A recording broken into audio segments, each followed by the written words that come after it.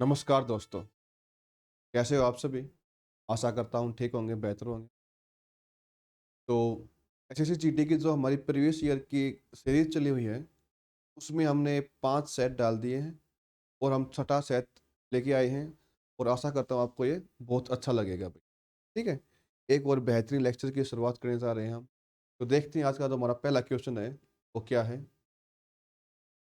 In which among the following state did Priyanka Gandhi Vadra joined Bharat Jodo Yatra? For first time in November 2022। नवंबर 2022 में किस राज्य में जो प्रियंका गांधी वाड्रा है उसने भारत जोड़ो यात्रा में शामिल हुई? पहले तो सबसे पहले बताता हूँ आपको मैं कि ये भारत जोड़ो यात्रा क्या थी। भारत जोड़ो यात्रा थी, ये यात्रा राहुल गांधी के द्वारा शुरू की गई थी और इस यात्रा के दौरान ही राहुल गांधी ने पूरे देश का भ्रमण किया था, भारत को एक जोड़ने की बात कही थी। और उस यात्रा जब ये यात्रा हमारी कहाँ पहुंच गई थी, मध्य प्रदेश में, उस समय प्रियंका गांधी वाड्रा इस यात्रा में शामिल हुई थी। इसका राइट आंसर क्या क्या हो जाएगा? मध्य प्रदेश। मध्य प्रदेश से इस यात्रा में कौन जुड़ गई थी? प्रियंका गांधी वाड्रा, जो राहुल गांधी है बहन है। चलिए नेक्स्ट क्वेश्चन की ओर चलते हैं। In India Khalistan was the final approval authority for the 5 year plan. क्या कह रहा है क्वेश्चन भैया कि भारत में पंचवर्षीय योजनाओं के लिए अंतिम अनुमोदन प्राधिकारी क्या है? सुनो ध्यान से, मैं बात बता रहा हूँ आपको मैं पंचवर्षीय योजना या 5 ईयर प्लान की। बहुत बार प्रश्न आ चुका है ये। 5 सेट जो हमने करा लिए, शायद एक भी सेट ऐसा नहीं गया होगा जिस सेट के अंदर 5 ईयर प्लान से क्वेश्चन नहीं आए हैं। मैंने आपको पहले ही बता रहा क्या है, दोबारा से थोड़ा बताता हूँ आपको कि जो 5 ईयर प्लान है, 5 ईयर प्लान की जो शुरुआत पहले कब हुई थी हमारी? 5 ईयर प्लान की शुरुआत हुई थी 1951 में, पंचवर्षीय योजना की शुरुआत हुई थी। और पहली पंचवर्षीय योजना 1951 से लेकर कब तक है? 1956 तक चली थी भाई। पहली पंचवर्षीय योजना 1951 से लेकर 1956 तक चली थी। प्रश्न क्या कह रहा है कि इस जो पंचवर्षीय योजना 5 ईयर प्लान है, उसको फाइनल अप्रूवल कौन देता था भाई? ऐसी कौन सी अथॉरिटी थी? वो अथॉरिटी कौन सी है भाई? देखते हैं। अंतर्राष्ट्रीय विकास परिषद, राष्ट्रीय विकास परिषद, राष्ट्रीय कृषि एवं विकास परिषद, राष्ट्रीय विकास केंद्र। भाई ये बताओ इसका राइट आंसर क्या होगा? इसका राइट आंसर है राष्ट्रीय विकास परिषद, नेशनल डेवलपमेंट काउंसिल। तो नेशनल डेवलपमेंट काउंसिल है, इसकी शुरुआत या फिर इसकी स्थापना हमने कब की थी? 1952 में इसकी स्थापना की थी। और इसकी स्थापना इसीलिए की थी हमने कि जो पंचवर्षीय योजना किसी भी सरकार के द्वारा चलाई जा रही है, इसको देख रेख करने के लिए, इसको अंतिम अनुमोदन देने के लिए इसकी शुरुआत की गई थी कि हाँ एक्चुअल में जो क्या काम कर रहे हैं ये नहीं कर रहे हैं अच्छे प्रकार से। जो योजना में इन्होंने अपना टारगेट लिया है, क्या उसको अचीव कर पा रहे हैं, नहीं कर पा रहे हैं, और किस तरीके से अचीव करने की इन्होंने बात कही है। ठीक है, इसके लिए हमने क्या किया था? राष्ट्रीय विकास परिषद, नेशनल डेवलपमेंट काउंसिल का गठन किया था 1952 के अंदर। तो इसका राइट आंसर क्या हो जाएगा हमारा? National development council is the right answer. Next question. Which of the following monetary instrument of RBI is qualitative in nature? क्या कह रहा है भाई कि आरबीआई है जो रिजर्व बैंक ऑफ इंडिया है, उसका कौन सा मौद्रिक उपकरण गुणात्मक प्रकृति का है? क्वालिटेटिव पूछा है भाई इसने, कौन सा है देखते हुए। नंबर एक है मोरल सेजन, नैतिक प्रेरणा, कैश रिजर्व रेट से नगद आरक्षित अनुपात, bank rate, open market operation, खुला बाजार संचालन। भाई ठीक है, ध्यान से सुना भाई, इसका आंसर हमारा क्या होगा कि जो मोरल सुसेशन है, जो नैतिक प्रेरणा है, वो इसका हमारा क्या होगा? पहली बात तो राइट आंसर। उसके बाद cash reserve ratio, bank rate और ओपन मार्केट ऑपरेशन जितने भी हैं, ये तीनों तीनों हमने प्रीवियस वीडियो के अंदर समझा रखे हैं, तो कृपया करके वीडियो देख लें और समझ लें क्या होते हैं भाई। ठीक है, next question. The Arjun award started in which year? Arjun पुरस्कार की शुरुआत किस वर्ष में हुई? पहली बात तो मैं बात करता हूँ अर्जुन पुरस्कार किस क्षेत्र में दिया जाता है। यह दिया जाता है स्पोर्ट्स के क्षेत्र में, खेल के अंदर दिया जाता है। खेल में बहुत सारे होते हैं भाई, खेल में कोच भी होते हैं, खेल में खिलाड़ी भी होते हैं। किसको दिया जाता है पुरस्कार यो? तो अर्जुन पुरस्कार खेल के खिलाड़ियों को दिया जाता है भाई। किसको दिया जाता है? खिलाड़ियों को पुरस्कार दिया जाता है अर्जुन पुरस्कार। इसकी शुरुआत कब की गई थी? 1978, 1970, 1961 या फिर 1972? तो इसका राइट आंसर हमारा क्या होगा? 1961 इज द राइट आंसर। इसमें अर्जुन पुरस्कार की इसकी शुरुआत की गई। Next question, what is the phenomenon of heavy shower with thunder occurring in the West Bengal region during the hot weather season called? सुनो भी क्या ये कह रहा है कि गर्म मौसम के दौरान पश्चिम बंगाल क्षेत्र में होने वाली गरज के साथ भारी वर्षा की घटना को क्या कहा जाता है? तो गर्म मौसम होता है उस समय पश्चिम बंगाल में भारी गरज के साथ क्या होती है, वर्षा होती है, उसको क्या नाम दिया गया? सुनो भाई, लू। लू तो पता है क्या होती है, जो गर्म हवाएं चलती है क्या होती है गर्मियों में, वो लू होती है। काल बैसाखी, लौटता हुआ मानसून, या फिर आम की बारिश। भाई तो राइट आंसर क्या होगा? तो काल बैसाखी उसको कहते हैं। तो गर्म मौसम में वहां पर गरज के साथ जो भारी वर्षा होती है उसको में काल बैसाखी कहते हैं, जो कहां पर होती है? पश्चिम बंगाल के अंदर। Next question, the Sumang Leela festival associated with the which of the following state? जो सुमांग लीला उत्सव है, सुमांग लीला उत्सव निम्नलिखित में से किस राज्य से संबंधित?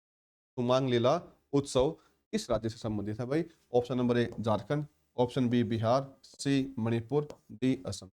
इसका राइट आंसर हमारा क्या होगा? Manipur. Manipur is the right answer है। तो सुमांग लीला उत्सव है वो काम मनाया जाता है मणिपुर के अंदर। Next question, Veda protest among the four Veda hold a divine statue in Hindu tradition and a collection of melodies and Pranav से क्या करें कि इनमें से कौन सा वेद है चार वेदों में से सबसे छोटा, तो हिंदू परंपरा में एक दिव्य दर्जा रखता है, और धुनों और मंत्रों कि ऐसा कौन सा मंत्र होता है जिसके अंदर धुन और मंत्र? देखो बच्चों ध्यान से, वेद, पहली बात तो वेद कितने हमारे? चार वेद। वेद के बाद होता है हमारा वेदांग। वेदांग कितने हैं? 6 वेद हैं। वेदांग के बाद क्या है? उपनिषद। टोटल हमारे उपनिषद कितने हैं? 108 उपनिषद। अब बात आ गई वेदों की, तो वे चार वेद हमारे कौन कौन से हैं भाई? नंबर 1 तो क्या है?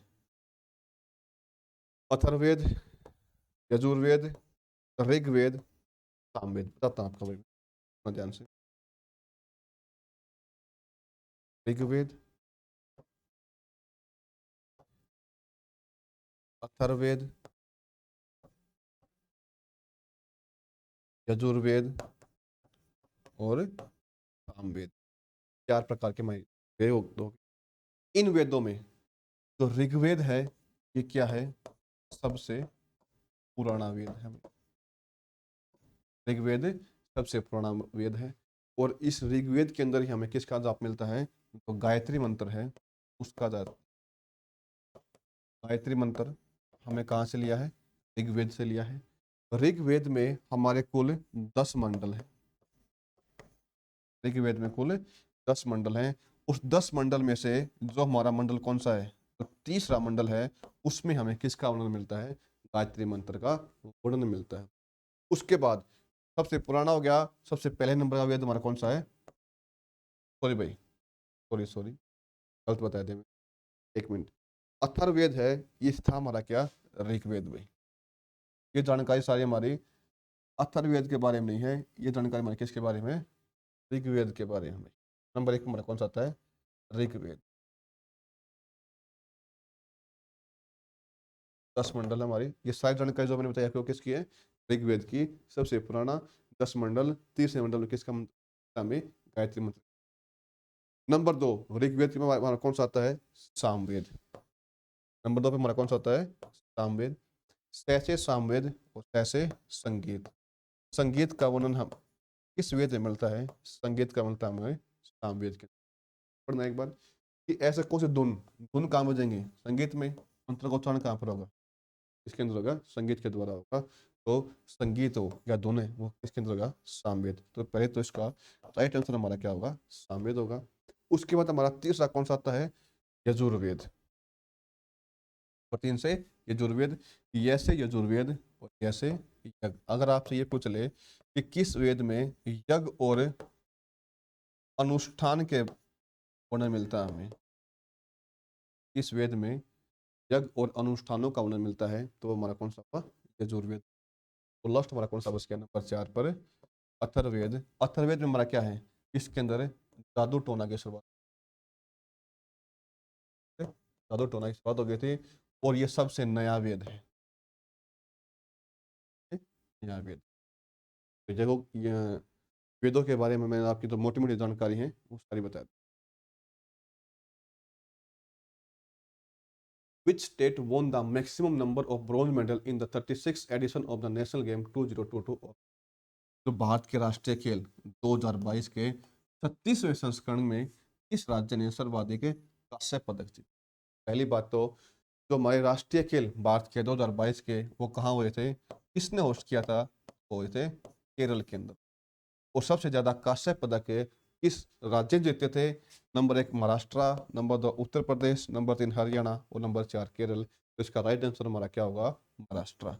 यहाँ एक पिछले सेट के अंदर क्वेश्चन आया था, इसने तो पूछ लिया कांस्य पदक सबसे ज्यादा किसने जीते थे, तो कांस्य पदक किसने जीते? महाराष्ट्र ने।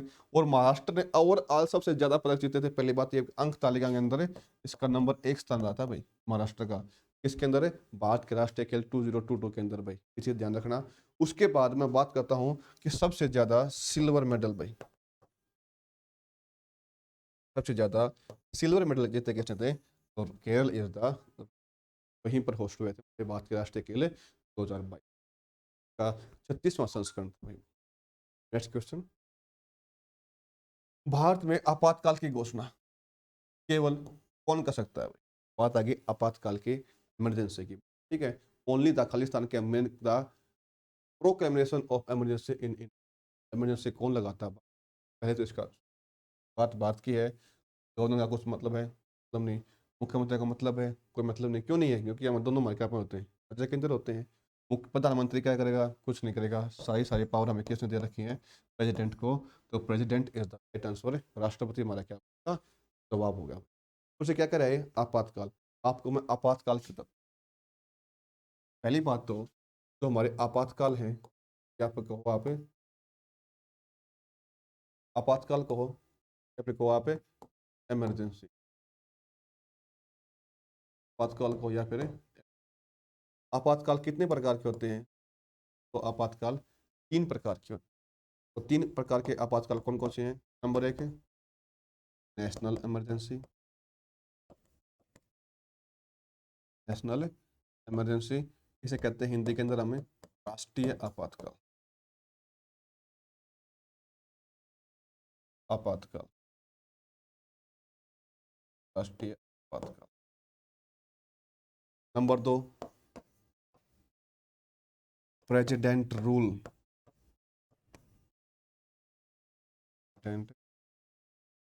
इसको क्या कहते हैं हमें? राष्ट्रपति शासन, प्रेसिडेंट रूल, राष्ट्रपति शासन। नंबर 3 पे हमारा क्या आता है? Financial emergency. फाइनेंशियल इमरजेंसी हमारी क्या होती है? वित्तीय आपातकाल, ये आपातकाल भाई, फाइनेंशियल इमरजेंसी, वित्तीय आपातकाल। पहली बात तो जो राष्ट्रीय आपातकाल है, नेशनल इमरजेंसी का उल्लेख हमारे संविधान के किस अनुच्छेद में किया गया है? तो नेशनल इमरजेंसी का उल्लेख हमारे संविधान के अनुच्छेद या आर्टिकल 352 में इसका जिक्र है। उसके बाद प्रेसिडेंट लगेगा किसी भी राज्य के अंदर, राष्ट्रपति शासन लगेगा, उसका उल्लेख है संविधान के किस अनुच्छेद में किया गया है? तो अनुच्छेद कौन सा है? 356। उसके बाद हमारा क्या आ गया? फाइनेंशियल इमरजेंसी, वित्तीय आपातकाल, इसका अनुच्छेद कौन सा है? कौन सा आर्टिकल के तहत है ये? तो 60 के तहत। वित्तीय आपातकाल हमारा आज तक एक भी नहीं लगा भाई देश की।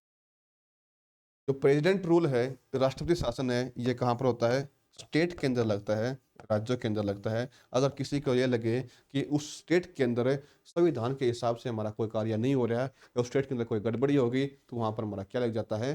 प्रेसिडेंट रूल लग जाता है, राष्ट्रपति शासन लग जाता है। उसके बाद मैं बात करता हूँ नेशनल इमरजेंसी, राष्ट्रीय आपातकाल। जो राष्ट्रीय आपातकाल है वो आज तक कितनी बार लगा है? राष्ट्रीय आपातकाल पूरे देश में 3 बार लगा है। तो 3 बार कब कब लगा? सबसे पहला हमारा कब लगा? 1962। क्या हुआ था? भारत और चाइना के बीच युद्ध, उस समय लगा था। उसके बाद नंबर 2 पे कब लगा था हमारा? 1971, भारत और पाकिस्तान के बीच युद्ध हुआ था तब। और नंबर 3 पे कब लगा था हमारा? 1975 इंदिरा गांधी लगाया था। इसकी वजह से इंटरनल डिस्टरबेंस की वजह, इंटरनल डिस्टरबेंस की वजह से, या फिर आप कह सकते हो। तो राष्ट्रीय आपातकाल हमारा नेशनल इमरजेंसी है, वो कितने प्रकार से लगता है? तो राष्ट्रीय आपातकाल पहले तो 4 प्रकार से लगता था, लेकिन अब वर्तमान में कितने प्रकार से लगता है? 3 प्रकार से हमारे देश में कोई भी नेशनल इमरजेंसी या फिर राष्ट्रीय आपातकाल। नंबर 1, अगर हमारा किसी का अदर दूसरे कंट्री के साथ, दूसरे देश के साथ युद्ध हो जाए, तब क्या लगेगा हमारे देश के अंदर? ठीक है। नंबर 2 पे क्या लगेगा? अगर हमारे देश पे कोई क्या कर दे, बाहरी आक्रमण हो जाए हमारे देश के अंदर, ऊपर क्या वो, तो उसमें क्या लगेगा? राष्ट्रीय आपातकाल, नेशनल इमरजेंसी लगेगी। और नंबर 3 पे कब लगेगा? जब सैनिक विद्रोह हो जाए, सैन्य विद्रोह हो जाए हमारे देश के अंदर, जितने भी सैनिक शक्तियां हैं वो क्या कर दें, विद्रोह कर दें, तो उस समय पे हमारे देश में क्या लगेगा? ये आपातकाल लग जाएगा। और नंबर 4 पर क्या था? आंतरिक गड़बड़ी। आंतरिक गड़बड़ी जब 1975 में सिर्फ एक बार इसका प्रयोग किया गया था, उसके बाद इंटरनल डिस्टर्बेंस को, आंतरिक गड़बड़ी को खत्म कर दिया गया था, कि इसकी वजह से हमारे देश में कभी भी आपातकाल नहीं लगेगा। और 1977, अगर आपको थोड़ा और बताता हूँ, 1977 किसके द्वारा खत्म किया गया था? मोरारजी देसाई। ठीक है। तो आपातकाल के अंदर मैंने सारी सारी बात बता दी आपको कि किस प्रकार से काम होता है। आपातकाल लगाएगा कौन? राष्ट्रपति की अनुमति होगा। किसके कहने पर है? प्रधानमंत्री के कहने पर। लेकिन लगाता कौन है? राष्ट्रपति लगाता है, प्रेसिडेंट। मैं स्टेट की बात करता हूँ, प्रेसिडेंट रूल, या फिर आप बात कर सकते हो राष्ट्रपति शासन की, वो राज्य के अंदर कौन लगाएगा? राज्यपाल। किसके कहने पर? मुख्यमंत्री या फिर कहने पर। तो आपातकाल के बारे में आपको सारी इन्फॉर्मेशन बताए। चलिए नेक्स्ट क्वेश्चन की ओर।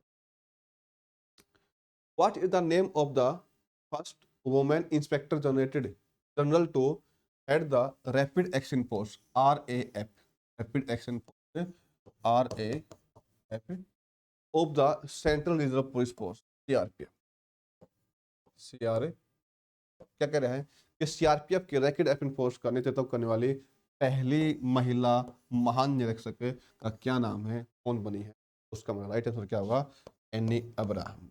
एनी अब्राहम है वो पहली महिला महानिरीक्षक बनी है। इसके अंदर सीआरपीएफ की जो हमारी रैपिड एक्शन फोर्स है उसकी महानिरीक्षक बनी है Annie Abraham. Next question. In 1877, 1877 में वायसराय लिटन था उस समय भाई, organized a दरबार to acknowledge as the empress of, सुना क्या कहता है? ये कहता है 1873 में वायसराय लिटन के द्वारा भारत की महारानी के रूप में स्वीकार करने के लिए एक दरबार का आयोजन किया गया था, कि भाई आज से आपके भारत के महारानी कौन होगी, उसके लिए एक दरबार लगाया गया था 1873 में। इसके द्वारा लॉर्ड लिटन के द्वारा लगाया गया था। वो कौन सी महारानी थी भाई? वो उसके बारे में पूछ रहे। क्या वो रानी एंजलिया थी, या फिर वो रानी एलिजाबेथ थी, या फिर वो रानी विक्टोरिया थी, या फिर वो महारानी एलिजाबेथ द्वितीय थी भाई? इसका राइट आंसर में हमारा क्या था? Queen Victoria. क्वीन विक्टोरिया को भारत की महारानी मानने के लिए दरबार लगाया गया था 1873 में लॉर्ड लिटन के। ठीक है। चलिए नेक्स्ट क्वेश्चन की ओर चलते हैं। मैं क्या कहता है? What do you call organism made of more than one cell? अधिक कोशिकाओं से बने जीवों को। ध्यान से सबसे पहले बात करते हैं सेल की, कोशिकाओं। सेल, कोशिका। सबसे पहले कोशिका की खोज किसके द्वारा की गई थी? रॉबर्ट हुक के द्वारा की गई थी। सबसे पहला कोशिका किसके द्वारा खोज की गई थी? रॉबर्ट हुक के द्वारा खोज की गई थी। कब? 1865 में इसने खोज। ठीक है। मैं सबसे पहले, तो हमारे शरीर, ये हमारा सेल क्या होती है भाई? शरीर की सबसे छोटी इकाई, smallest unit of the body. शरीर की सबसे छोटी इकाई हमारी क्या होती है? सेल होती है, फिर को कोशिका होती है, स्मॉलेस्ट यूनिट भाई। तो स्मॉलेस्ट यूनिट हमने क्यों कहा? क्योंकि सबसे पहले हमारे शरीर में क्या बनेगी भाई? सेल बनेगी। और एक ग्रुप ऑफ सेल, अगर बहुत सारे सेल इकट्ठे हो जाए तो किसका रूप धारण कर लेंगे? वो रूप धारण कर लेती है, या फिर आपको हो उत्तक का भाई। एक ग्रुप ऑफ टिश्यू, बहुत सारे टिश्यू एक साथ आके मिल जाते हैं तो वो किसका निर्माण करते हैं? वो निर्माण करते हैं ऑर्गन का भाई। निर्माण करेंगे ऑर्गन का, या फिर आप कह सकते हो अंग का भाई। एक ग्रुप ऑफ ऑर्गन, बहुत सारे ऑर्गन इकट्ठे होंगे तो किसका निर्माण करेंगे? ऑर्गन सिस्टम का निर्माण करेंगे। ऑर्गन सिस्टम का निर्माण करेंगे, अंग तंत्र का निर्माण करेंगे। अंग तंत्र का एक ग्रुप ऑफ ऑर्गन सिस्टम हमारा क्या कहलाता है, जो होल बॉडी कहलाता है, होल बॉडी कंप्लीट शरीर का निर्माण कर, ठीक है। उससे पहले क्या बनेगी, सेल होगी, कोशिका होगी, बहुत सारी कोशिका इकट्ठे होंगे तो क्या बन जाएगा, टिश्यू। बहुत सारे टिश्यू इकट्ठे होंगे क्या निर्माण कर लेंगे, ऑर्गन का। बहुत सारे ऑर्गन इकट्ठे होंगे क्या बन जाएगा, ऑर्गन सिस्टम। और बहुत सारे ऑर्गन सिस्टम बने क्या बन जाएंगे, फुल बॉडी। तो हमारी पूरी कंप्लीट बॉडी है, पूरी कंप्लीट बॉडी वो किससे बनी हुई है, सेल से बनी हुई है, कोशिका से बनी हुई है। पहली बात तो ये। तो हमारी कोशिका है, सेल है, वो कितने प्रकार की होती है, तो सेल हमारी दो प्रकार की होती है। सेल दो प्रकार की है, कोशिका दो प्रकार की होती है। नंबर एक यूनिसेलुलर, यूनिसेलुलर। और नंबर दो मल्टी सेलुलर। एक कोशिकीय,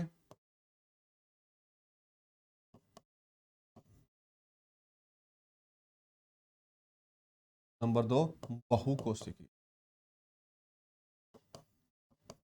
नंबर दो बहुकोशिकीय। एक कोशिकीय सेल, एक कोशिका कोशिका कौन सी होती है, और बहुकोशिका कोशिका कौन सी होती है। तो एक कोशिकीय या फिर यूनिसेलुलर किसे कहेंगे हमें, ऐसी का कोशिका जो सिर्फ और सिर्फ एक कोशिका से मिलकर बनी होती है, क्या कहते हैं हमें, यूनिसेलुलर। एक कोशिकीय। और जो बहुत सारी कोशिका या फिर कैसे होते हैं यहाँ पे, एक से ज्यादा कोशिकाओं से मिलती है, उसे हम क्या कहते हैं, मल्टी सेलुलर। ठीक है, तो क्या कहता है ये, अधिक कोशिकाओं से बने जीव को हम क्या कहेंगे, हम कहेंगे मल्टी सेलुलर या कोशिकीय। तो सेल के बारे में बहुत सारी और भी जानकारी है, लेकिन आप इतना ही रखो भाई। Which part of the Constitution of India deals with the powers and functioning of the Supreme Court of India? Powers of the Supreme Court of India. कि भारत के संविधान का कौन सा भाग भारत के सर्वोच्च न्यायालय की शक्ति और कार्य प्रणाली से संबंधित है भाई। सुप्रीम कोर्ट से पूछ लिया, सर्वोच्च न्यायालय से भाई। ठीक है, तो सुप्रीम कोर्ट हमारा सर्वोच्च न्यायालय हमारा किसके अंदर आता है, पार्ट 5 के अंदर आता है। अगर मैं बात करूँ पाँच भाग नंबर 5 के, तो भाग नंबर 5 अनुच्छेद 124 से लेकर 147 तक जो हमारा वर्णन हमारा किसके अंदर है, भाग 5 का। आर्टिकल 124 से लेकर आर्टिकल 147 तक हमारा किसका उल्लेख है, भाग 5 का। तो बात करता हूँ भाग की, तो हमारे संविधान के अंदर है टोटल है कुल कितने भाग हैं, कितने पार्ट हैं, तो हमारे संविधान में बोले 22 part. Next question, Bhama Kalapam is the classical dance drama associated with the which Indian classical, कहता है भामा कलापम, ये क्या है भाई, भारतीय शास्त्रीय नृत्य शैली से संबंधित है। तो किस शास्त्रीय नृत्य नाटिका से संबंधित है भैया, ठीक है। देखते हैं क्या वो स्त्रिया से है, क्या वो कुचिपुड़ी से है, क्या वो मोहिनीअट्टम से है, क्या वो ओडिसी से है। मैं बात करता हूँ आपको शास्त्रीय नृत्य क्लासिकल डांस फॉर्म में, तो कुल भारत के अंदर 8 क्लासिकल डांस है भाई, शास्त्रीय नृत्य। आपको पहले इनके बारे में बता रखा है कि किस राज्य के अंदर कौन सा नृत्य होता है क्लासिकल। तो स्तरीय कहाँ पर होता है, असम के अंदर। कुचिपुड़ी कहाँ पर है, आंध्र प्रदेश। कुचिपुड़ी कहाँ पर होगा, आंध्र प्रदेश। मोहिनीअट्टम कहाँ पर होता है, ओडिसी कहाँ पर होता है, इसका नाम नहीं पता भाई, ओडिशा के अंदर। ठीक है? तो ये प्रश्न पूछ रहा है बामा कलापम, तो बामा कलापम किसका है भाई, राष्ट्रीय नृत्य है, उसी की एक शैली है नृत्य है बामा कलापम, जो कहाँ पर है। ठीक है, मैं आपको पहले बता रखे वीडियो के अंदर भी, अब बोरी। Next question, who received a gold medal for a choreography for the ballet Folklorico of Mexico भाई। मेक्सिको के बेले पोल्कोरिको के लिए कोरियोग्राफी के लिए स्वर्ण पदक किसने जीता, मिला है, जतिन गोस्वामी, अलारलेर मल्ली, अमला अक्किनेनी, या मृणालिनी साराभाई। इसका राइट आंसर हमारा क्या होगा, मृणालिनी साराभाई को क्या मिला है, मेक्सिको का जो हमारा सबसे बड़ा पुरस्कार है, क्या नाम उसका, पोल्कोरिको को कोरियोग्राफी के को मिला है, किसको, मृणालिनी साराभाई को।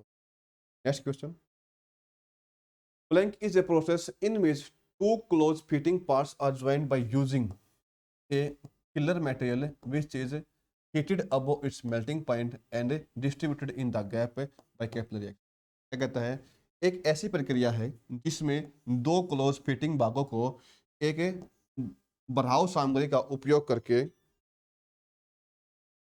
जोड़ा जाता है, जिसे उसके पिंगले बिंदु से ऊपर गर्म किया जाता है और केशिका क्रिया द्वारा अंतराल में वितरित किया जाता है। उसका राइट आंसर हमारा क्या होगा भाई? ठीक है भाई, आपको पता ही होगा इसके भाई। क्या कहता है भाई? दो जोड़ना है और उसमें हम क्या करते हैं, क्या रिएक्शन के द्वारा जुड़ जाता है वो? क्या क्या वो हार्डन सकता होगा? क्या वो सोल्डरिंग होती है? क्या हमारी वेल्डिंग होती है? टक्का होता है भाई? तो हमारा राइट आंसर हमारा क्या होगा इसका? ब्रेजिंग होता है, टक्का लगाना होता है। ठीक है, ये पूछते हैं कुछ नहीं था, बिल्कुल आसान प्रश्न है भाई। People of what age and above are included while calculating adult literacy rate? क्या कहता है? वैक्स साक्षरता दर की गणना करते समय किस उम्र और उसके अधिक लोगों को शामिल? भाई जनगणना करते हैं हम और कहते हैं कि बात के अंदर इतने वयस्क हैं, तो वयस्क की वो उम्र पूछी इसने, किसे हम वयस्क कहें? जनगणना के दौरान क्या वो 18 वर्ष होगा, तो 15 वर्ष हो गया, 14 वर्ष या 12 वर्ष? तो इसका हमारा राइट आंसर क्या होगा भाई? 15 वर्ष। 15 वर्ष से अधिक के लोगों को हमने क्या कर दिया है? वैक्स साक्षरता दर की। नेक्स्ट क्वेश्चन, निम्नलिखित में से कौन सा प्रमुख गेहूं उत्पादक राज्य नहीं है? Which of the following is not a major wheat producer? भाई मैं नहीं का जवाब बाद में दूंगा, पहले हाँ का जवाब देता हूँ। पहली बात तो भारत में जो गेहूं है वो सबसे ज्यादा उत्पादन कहाँ पर होता है? नंबर पर प्रदेश में, नंबर 2 पर पंजाब में, नंबर 3 पर हरियाणा में। पूरे भारत के अंदर गेहूं का सबसे ज़्यादा उत्पादन होता है। यहाँ से एक प्रश्न घूम के आता है, ये कहता है कि प्रति हेक्टेयर के हिसाब से, प्रति हेक्टेयर के हिसाब से भारत में सबसे ज़्यादा गेहूं का उत्पादन कहाँ पर होता है? अगर आपसे प्रति हेक्टेयर पूछ ले तो प्रति हेक्टेयर में पर 1 पर है। तो 3 बता दिया मैंने, क्या बच गया? नहीं, कहाँ पर नहीं होता? गोवा में क्या है, इतनी कैसे की जाती? अपने पर्यटन स्थल एक प्रकार से घूमने फिरने जाते हैं, पता ही गोवा के बारे में। तो next question, the government flagship programme Make in India, Make in India जो इसने प्रोग्राम चलाया था, completed how many years on September 25 2022? 25 सितंबर 2022 तो मेक इन इंडिया चलाया गया था, सरकार का कार्यक्रम चलाया गया था, तो उसने कितने साल पूरे कर लिए भाई? मेक इन इंडिया, जो मेक इन इंडिया है इसकी शुरुआत कब की गई थी? 2014 में शुरुआत की थी, 2022 पहुंच गया, कितने साल का गैप हो गया? 8 साल लगे। Right answer. ठीक है, next question, item such as car, clothes, chocolates which are directly sold to the consumer are? Car है भाई, कपड़े, चॉकलेट जैसी वस्तुएं जो सीधे उपभोक्ताओं को बेची जाती हैं, वो क्या कहलाती हैं भाई? सीधी बात है, कार है, जो कपड़े हैं, चॉकलेट हैं, वो खरीदते हैं वस्तुएं, सारे सारे वो सारे क्या हैं? प्राइवेट गुड्स हैं, निजी सामान है सबके आप। ठीक है, इसका किसी और का अधिकार तो नहीं है, अपना प्रत्येक का प्राइवेट।